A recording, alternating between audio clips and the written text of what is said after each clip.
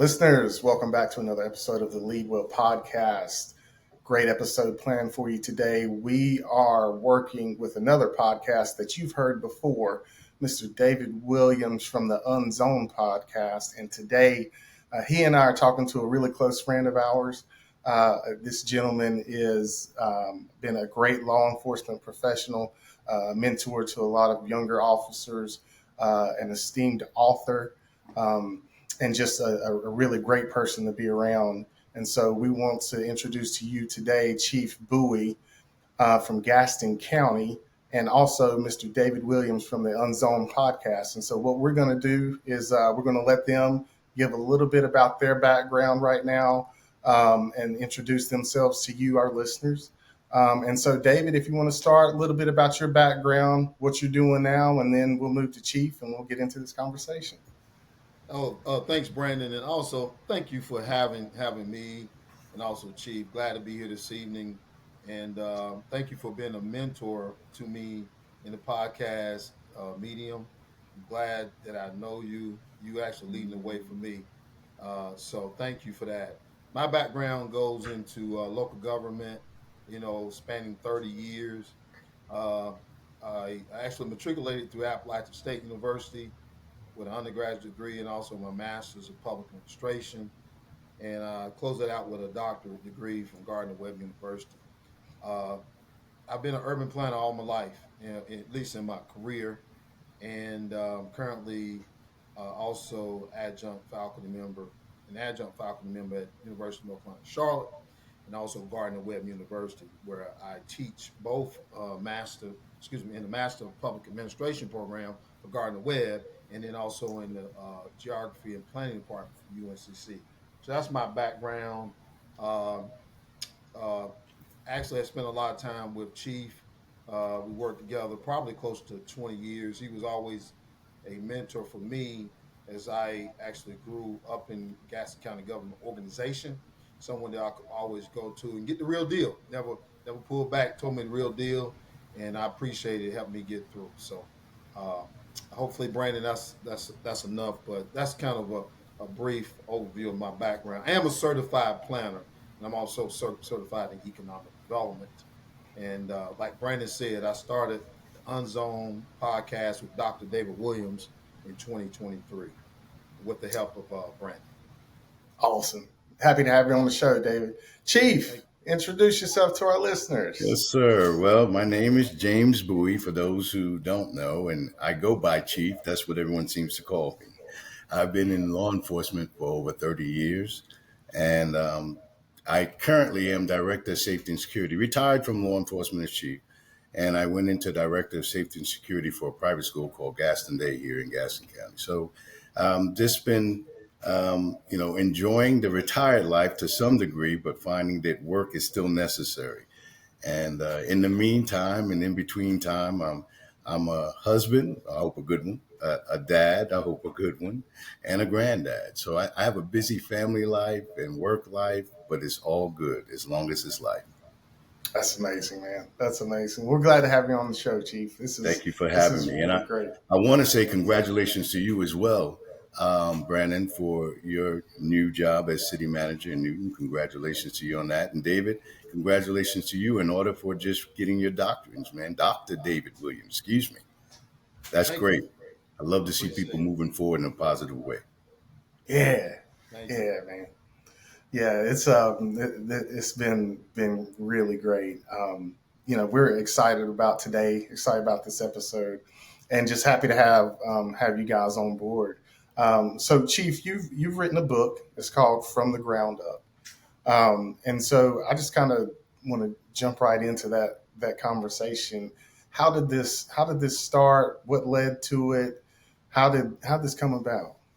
Well, for quite some time, we all watch TV and we see the news and the painting of the pictures of what they would have you believe is mass brutality by officers on civilians. And the straw for me that I kind of broke the camel's back with saying something and speaking out was dealing with the incident that took place with George Floyd. The vividness of it made me or compelled me to write this book. what I noticed, and it already known that was happening, was there was a problem here that was in front of us. And the first one was that police was losing its legitimacy. And the second part of that was citizens were losing their trust on police. And this bypass was not allowing us to move forward, but keeping us pointing fingers at all the wrong and staying divisive. And the idea of my book was to sit down and write about how we can refine American policing now with practical solutions and a way that everybody can understand. So I wrote this book in a way that, in my opinion, it wasn't scholastic. It wasn't academic. It wasn't like the degree that we would all attain for our doctors or masters. And it wasn't written in that element. It was written for the average person. The average individual has no understanding of law enforcement whatsoever. Maybe they have an idea of what they were told, but they really don't know. And it is really a kind of, let's sit down and have a drink of your favorite beverage and talk about this thing called policing. And that's the angle the book comes from. It's straightforward.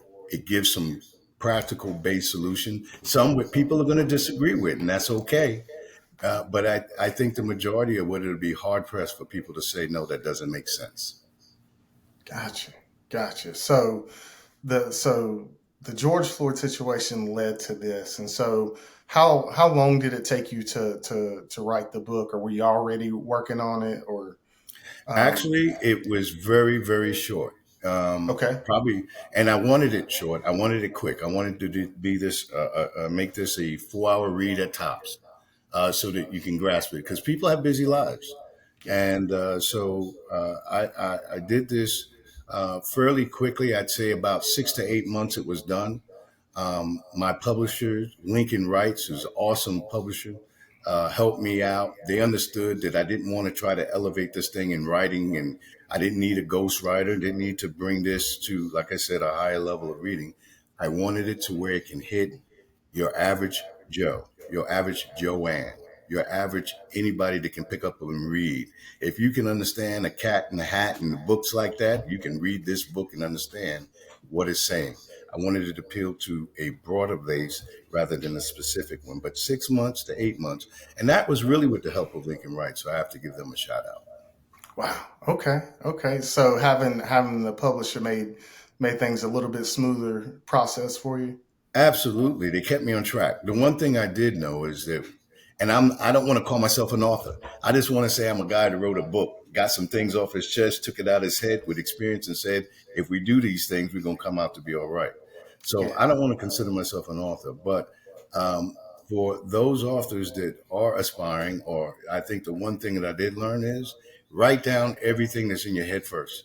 Don't worry about grammatics. Don't worry about any of that. Get it out on paper, because sometimes we have so many thoughts about things that are good and valid, but you lose them.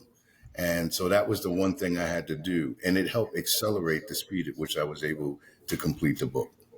Okay, that's great information. I've been working on a book myself, and one of the things that I've been struggling with is the title.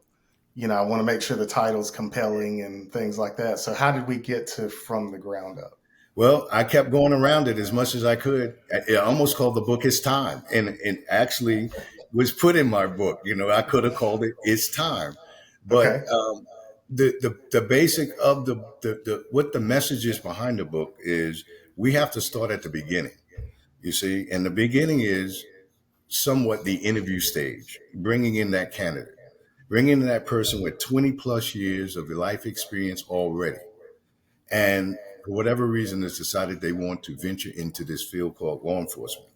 So that's the kind of the beginning. And the book starts there and takes you pretty much step by step on the fundamentals of developing a law enforcement department or agency with people that, number one, can be trusted, and number two, have or develop the skills through our training to serve the people in the way that they are currently wanting to be served. And that's part of the issue. The service that most citizens want, police are not meeting. And so it doesn't take but one bad act to say, they're no good. We need to defund. We need to get rid of. We need to do over. All of these things come into play. It takes you back to the basics. It takes you back and say, let's clean this up. We're not going to shine it up, and we're not going to take off the hat and change the hat. We're not going to change the uniform. We're going to go back down, clean the bottom of the ground up, and rebuild this thing the way it's supposed to be with the current system in place. And as you read through it, you'll see all of it makes sense. And even though it may be painstakingly to implement in a manner that people feel like, well, I'll give you an example. I say extend BLET to a year. Most police chiefs are going to lose their mind. They need people on the road now. There's a shortage as it is. And now I'm going to say, you take these people and put away for a year? Well, yeah. If we're going to give the people what they really want, the type of service and the level of service that they deserve, and that I believe they deserve. Because I just need to meet one basic need, and that's allow you as a citizen to pursue your happiness while you're feeling safe doing so. My job is to help you feel safe. Number one priority. And if we can accomplish that, I think we will move law enforcement a long way down the road, and things will be much better in the relationship that we have now than the relationship we have now between citizens and police. Now, I don't want to say that this thing is broad either, like every officer is bad and there's chaos all over. No, it's a small number, but the small number deserves to be heard. And they always say the squeaky wheel gets the what? The grease. Well, they squeaking bad right now, right? So let's give it a little grease. Use the book to do it. Hey, Chief, as a follow up, and thank you for that, very insightful. As a follow up, as you wrote this book, right? Obviously, you built a foundation in terms of who Chief Buie is. Because part of your experience in growing up and going to college and moving from the north to the south and what have you. So you built a foundation. So for the listeners out there that don't know who you are, at your core, who is James W. Buie? Even without Chief, I mean, how did you? What made you get into law enforcement? But prior to that, there was a James W. Buie, the time before Chief, and now that you have Chief, all that goes into that book and your life experiences. So, at its core, who is James W. Buie as it relates to your profession and also this book? I know it's a broad question, and I'm trying to be broad. It is. And I guess the shortest, best answer I could get at my core is I'm a man who just wants to do right and do right by others and have others do right by me. At the core, I'm just a man that wants to be the best husband, the best dad, and the best friend. At the core, I'm just the person that wants to do the job right in whatever job it is I'm doing. That just happened to be a police officer. And I guess I can thank my parents for that. Don't do anything halfway. If you're going to do it right and give it your all. And I guess that carried in. And actually, the funny thing is law enforcement wasn't what I wanted to even do. I was going to school to become a lawyer. Costs were prohibitive when I found out what they were and pivoted. And the next thing you know is I'll do this law enforcement thing for a few years and then I'll save money and I'll go to law school. Well, 5 years in, I was a sergeant and saying, I'm all about this thing called policing. Let's learn more. And the more I got into it, the more I found that we were a match. It was about serving the public, doing right, enforcing, protecting, and serving. All the attributes that I had grown up being told was the right thing to do and the right person to be. So it was kind of fell into my lap and how it manifested, I guess. But at the core, I'll say I'm just a man who wants to do right by all and have all hopefully do right to me. Absolutely. Okay. All right. So David, so you and Chief worked together for a long time. What are some characteristics of his leadership that we should know about here on the podcast? You know, it's a leadership podcast, and so we want to make sure that we touch on that element for our listeners. So what can you tell us about, some things that you observed from a leadership standpoint? Well, thank you for the question, Brandon. um, and watching Chief from my position as a department head, also growing up before I actually became a department head. So I actually saw him in different capacities, and he saw me in different capacities as I grew. But he was at Gaston County before I arrived, and so I was able to see him. I think Chief, when you were captain, maybe sergeant, I'm not sure. In 1996, 97, you may have been captain at that Yeah, I time. was captain. Uh, okay, so Brandon, to your question, uh, in order to be a leader, in my view, this is Dave Williams' view, that you have to be a follower, and not just a follower. You have to be a good follower. All right, because at some point someone has to show you the way. And I think that what I saw, that Chief was always faithful on carrying out the orders of the leader or the leadership in his organization. Always setting an example.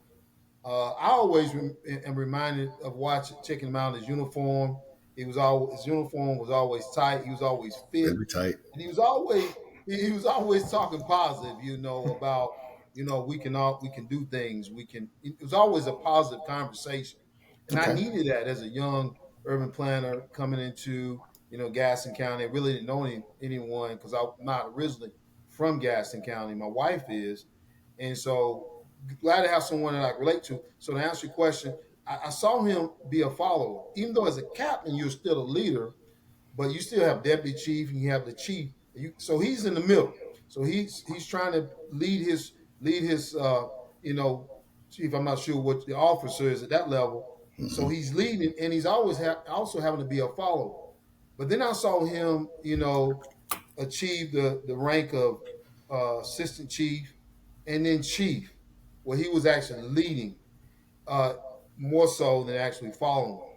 And I would say that he carried it out well, very intentional about law enforcement, but also intentional about his officers under him.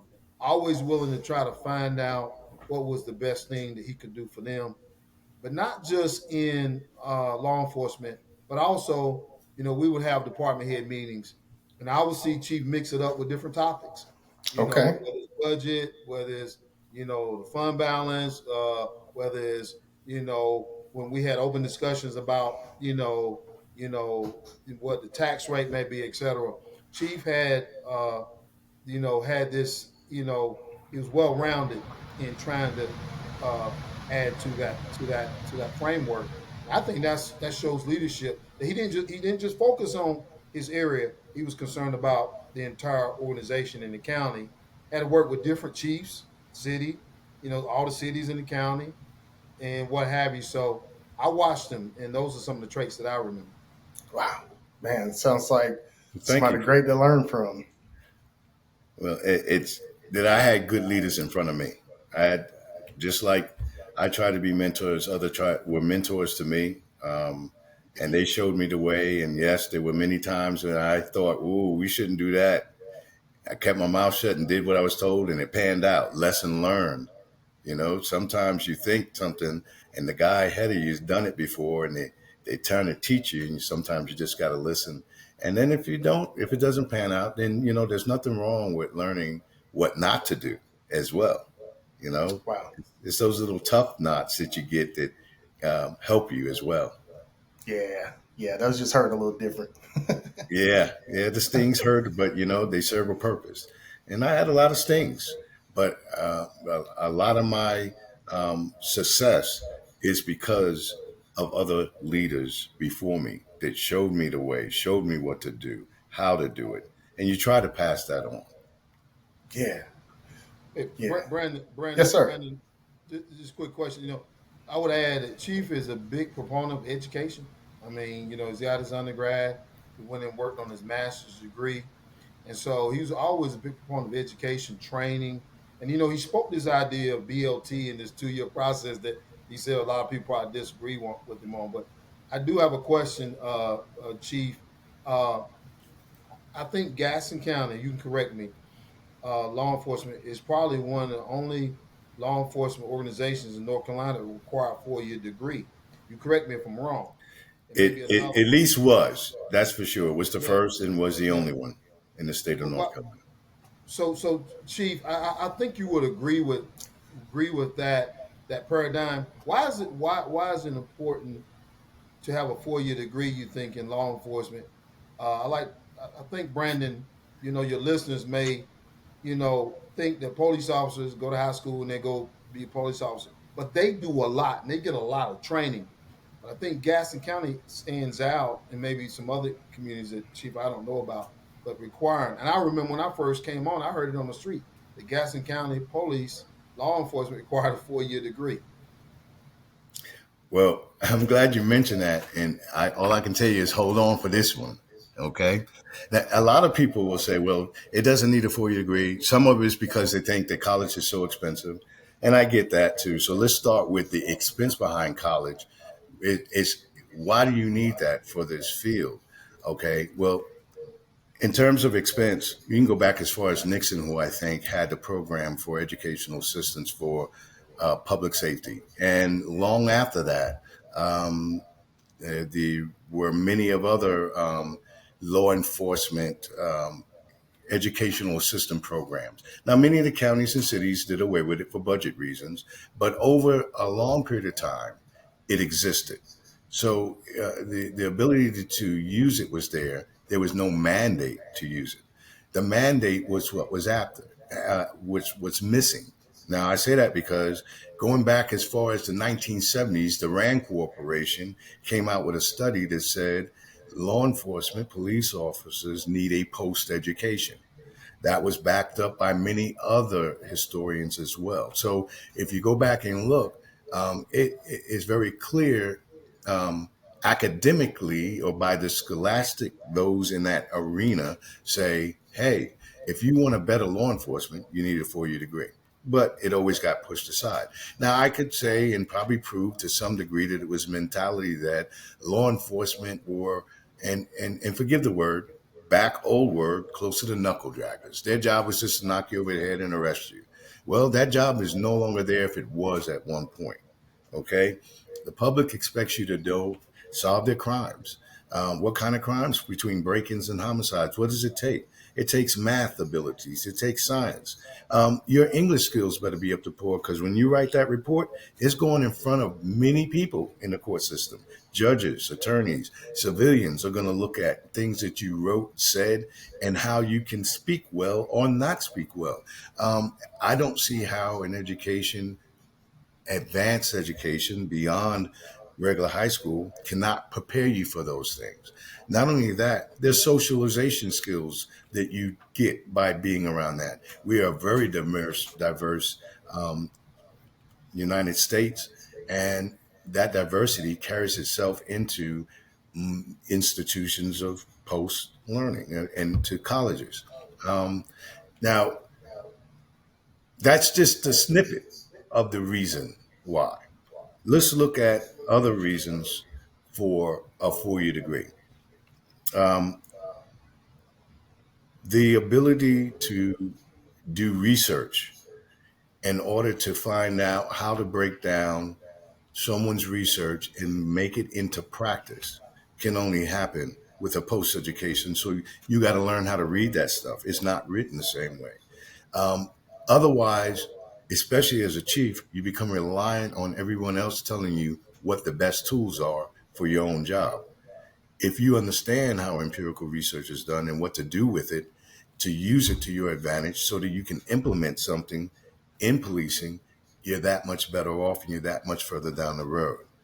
I'll give you another example that I can put onto my education. The ability to look and draw in and figure things out led to me developing the OBI program, offender-based investigation, which the county is still using. All right. That program was put together to help solve crimes. Now, I'm not going to say it was the only thing that did it, but as part of our investigative packages, our rate of solving crimes was about 48% in what we call part two crimes, break-ins, larcenies, things of that. And in homicides and things of that nature, which we call part one, we're up to almost 95, 96%. I think at one point, 98%. We led the nation, in other words. So it's that kind of attitude, it's that kind of commitment, it's that kind of personnel within the department when you have a group of people that can should be able to. Not everybody is always the same, but can go through literature, go through documents, go through policy, go through those things and understand what they mean and implement it the right way. Well, thank you for an education. And that's what the citizens want. They want equal, fair justice. And they want you to be able to articulate what they need to do in an emergency situation and carry it out right. Statistically, 4-year degrees, they say that there are less complaints with people with 4-year degrees. Right now, law enforcement is riddled with complaints. Well, 4-year degrees is one of those things that can hamper it. Now, again, I'll go back and clean this up real quick because I know I spit out a whole lot. One, your education can be paid for. It can be done through federal money.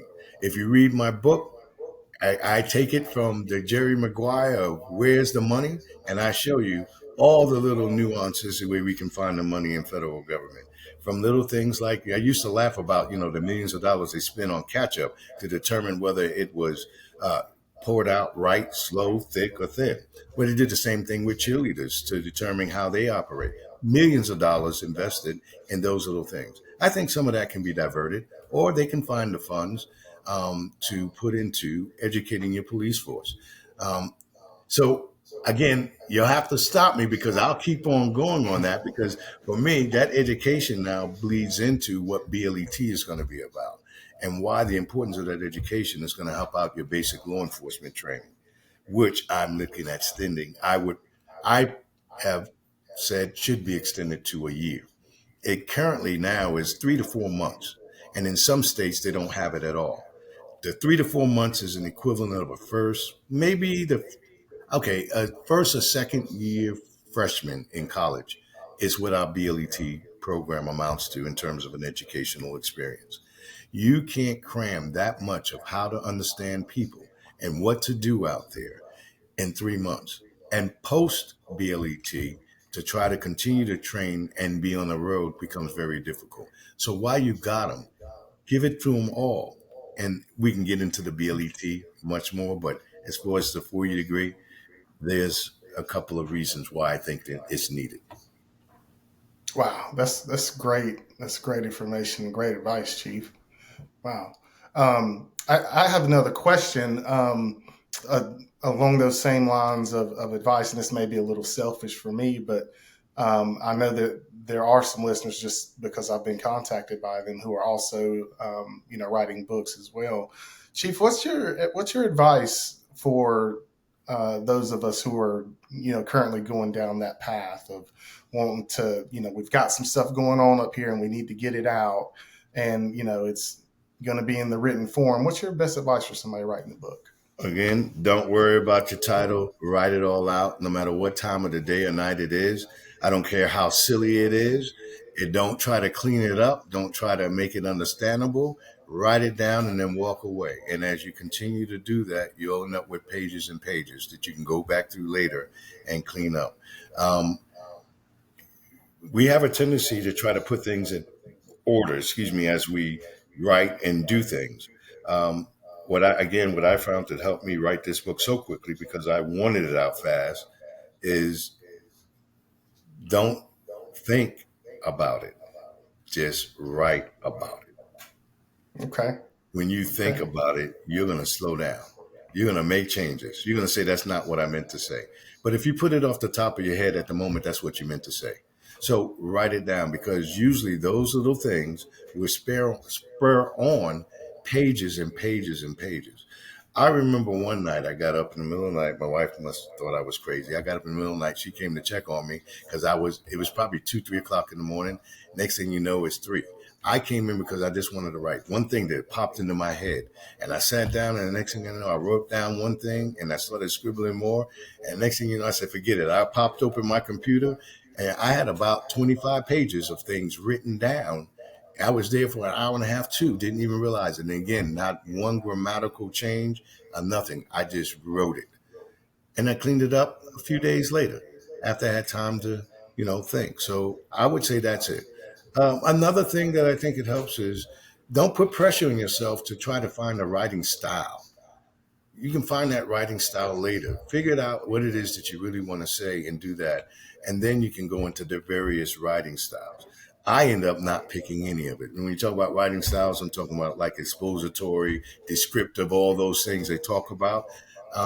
Know your audience. Who's your audience? Because your audience will dictate the style a little bit more. My audience is so broad that I couldn't keep a certain writing style. I wanted to make sure that I made it blended so that it can appeal to everyone.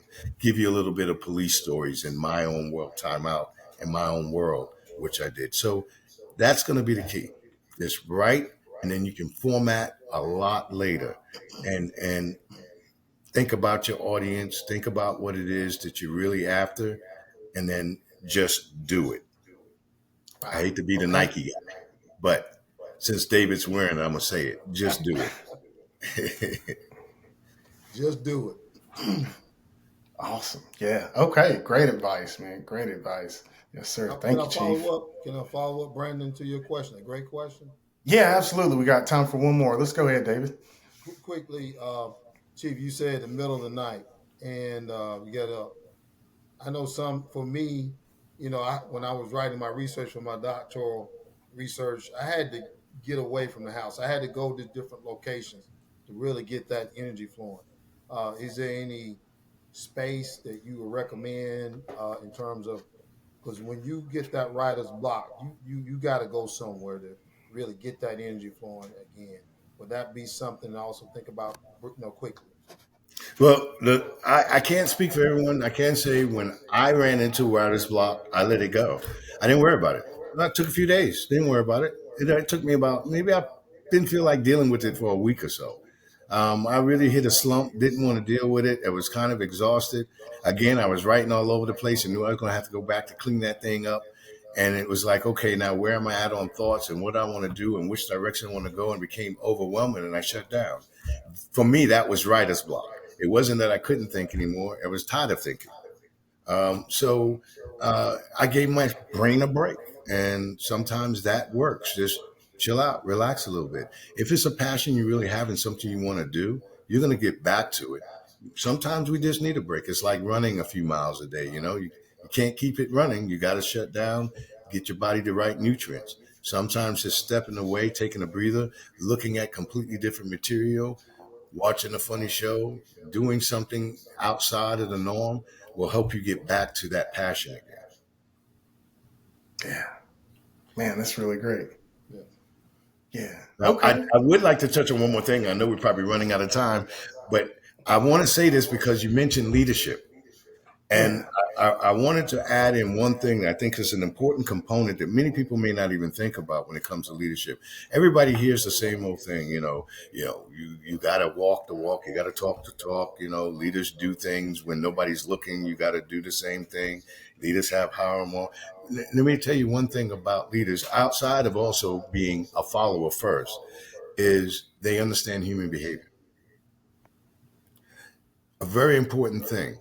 Understanding human behavior.